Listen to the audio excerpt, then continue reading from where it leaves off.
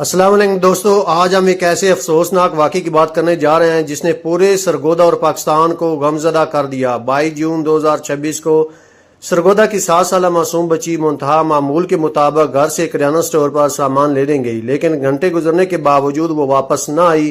گھر والوں کی پریشانی بڑھتی گئی، ہر طرف اس کی تلاش شروع کر دی۔ پولیس کی بروقت کارروائی اور CCTV فوٹیج کی مدد سے ایک دل دہلانے والا انکشاف سامنے آیا۔ ابتدائی اطلاعات کے مطابق بچی کو دکان کے اوپر والے کمرے لے جایا گیا اور جہاں اس کے ساتھ سنگین جرم کیا گیا، اس کی جان لے لی گئی۔ پولیس نے کارروائی کرتے ہوئے 3 مشتبہ افراد کو گرفتار کر لیا اور مزید تحقیقات جاری ہیں۔ دوستو، ایسے واقعات صرف ایک خاندان کا دکھ نہیں ہوتے بلکہ پورے معاشرے کے لیے ایک بڑا سوال ہوتے ہیں۔ ہمارے بچے محفوظ کیوں نہیں؟ والدین کب تک خوف کے سائے میں زندگی گزاریں گے؟